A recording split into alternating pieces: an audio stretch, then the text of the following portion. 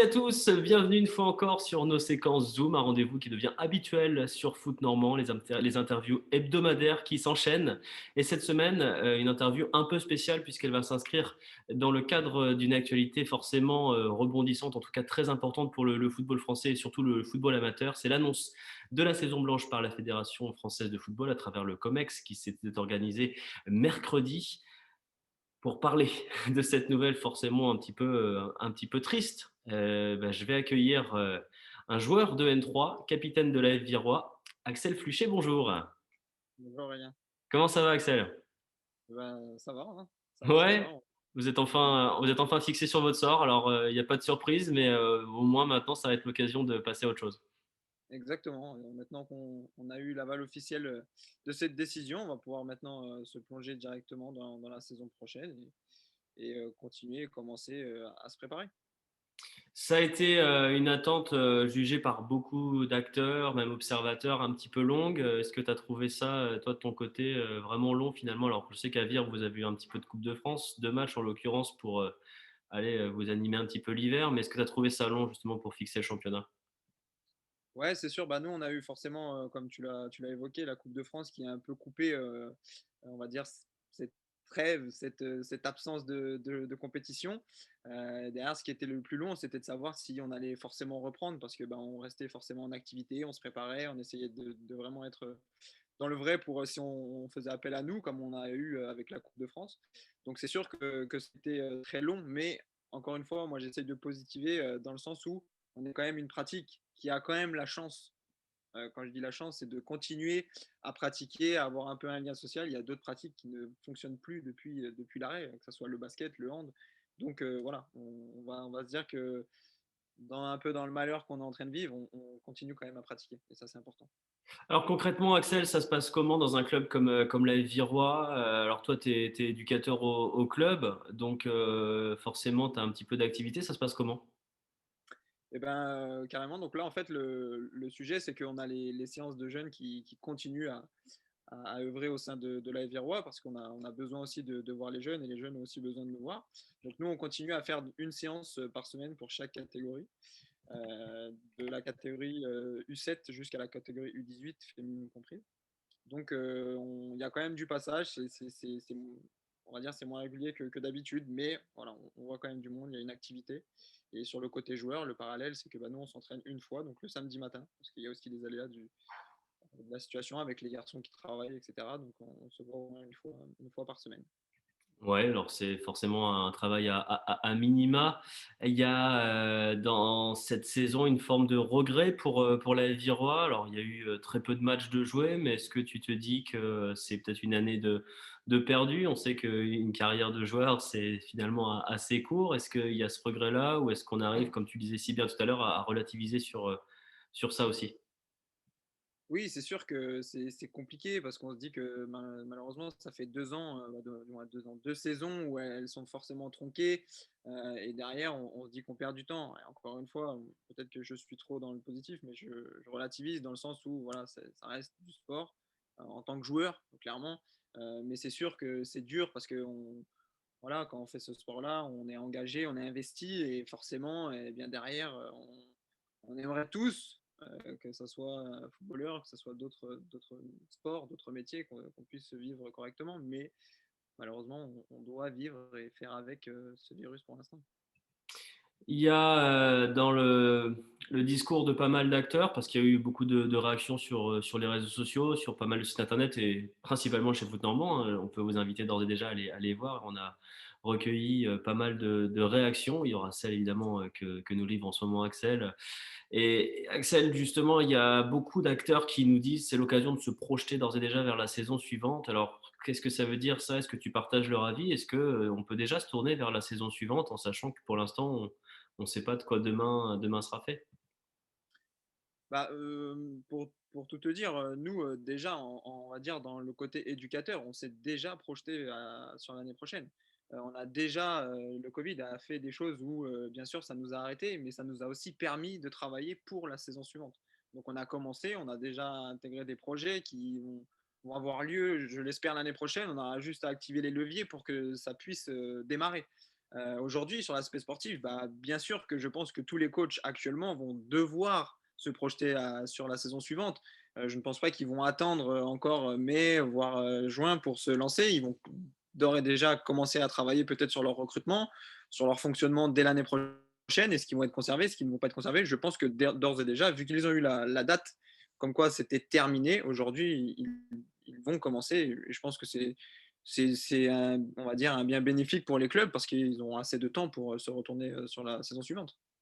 Ouais, il me semble que ton coach, Cédric Hoareau, était de ceux qui nous disaient déjà qu'ils potassaient déjà la saison prochaine, ne serait-ce qu'à la fin de la Coupe de France. Donc ça veut tout dire. Ça veut dire aussi que dans votre esprit à toutes et à tous, parce qu'on peut le rappeler, hein, il n'y a pas que les garçons qui sont concernés. Hein. Il y a les filles, la Coupe de France féminine, les ligues régionales. Pour l'instant, suspension de décision aussi pour la D2 et la N2.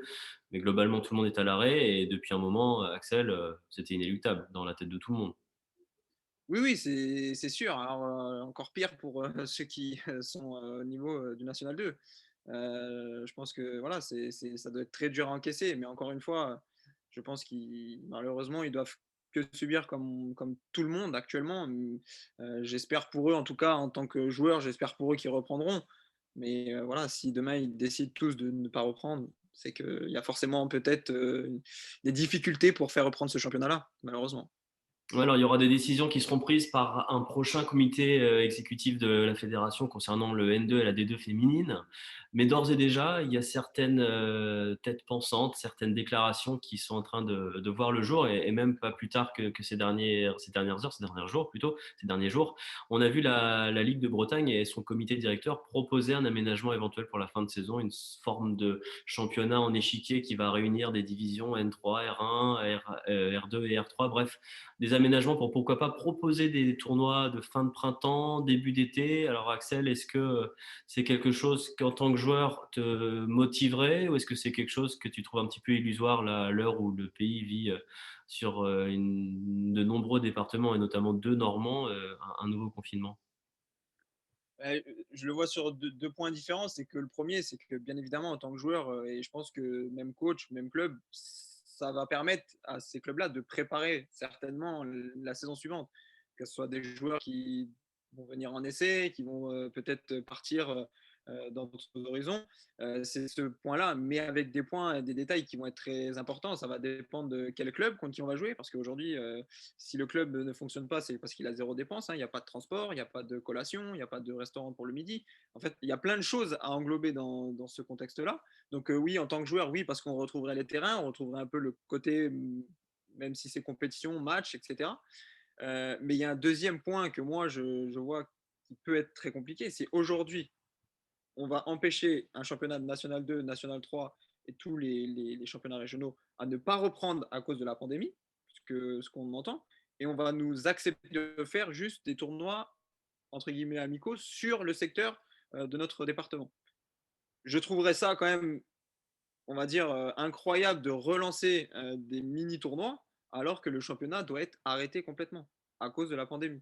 Encore une fois, je ne me prononce pas, je ne suis pas médecin, donc je ne peux pas savoir et je ne peux pas rentrer dans ce détail-là. Mais trouverais ça très bizarre de relancer des tournois sur la situation actuelle. Si on nous dit oui, vous avez le droit de reprendre des matchs amicaux, pourquoi pas? Mais aujourd'hui, reprendre un tournoi, je vois, entre guillemets, pas forcément l'intérêt d'arrêter les championnats pour repartir sur des tournois. Alors, le décideur, hein, le maître décideur, ce sera évidemment la situation sanitaire dans le pays et l'évolution ces prochaines semaines. Il va me rester une dernière question pour toi, Axel, peut-être la question piège de cette interview. Alors, pas piège, mais peut-être un petit peu difficile à appréhender.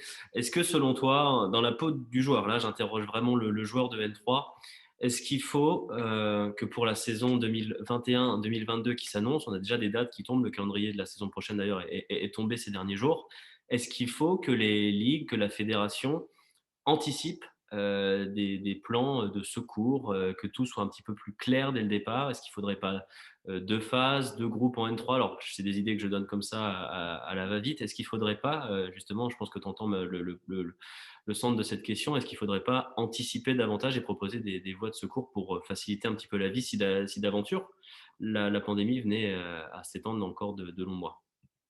Ah, je pense que la question est bonne parce que forcément, je pense que nos instances, je l'espère, en l'occurrence, qu'ils vont se pencher sur un plan B, clairement.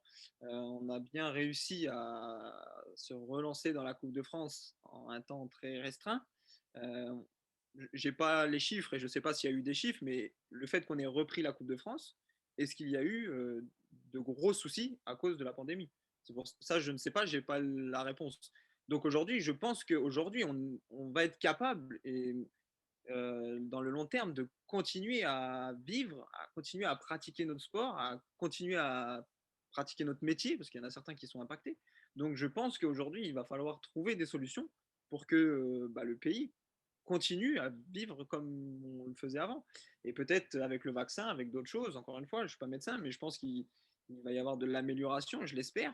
Mais aujourd'hui, il faut un plan B, quoi qu'il arrive, parce que des saisons tronquées comme ça, à commencer, parce que, ok, on est amateur, on le fait par envie, par passion, mais on commence une saison, on se prépare pas un mois avant de reprendre une saison, on se prépare, des fois c'est peut-être 2 à 3 mois avant la reprise, et derrière on s'arrête, on repart pour se repréparer. Psychologiquement, on met beaucoup de moyens en place pour que nous, on soit prêts et derrière, ça s'arrête à chaque fois. Donc, c'est très, très lourd. Et peut-être les jeunes, je ne dis pas que je suis vieux, mais les jeunes, c'est moins peut-être fatigant.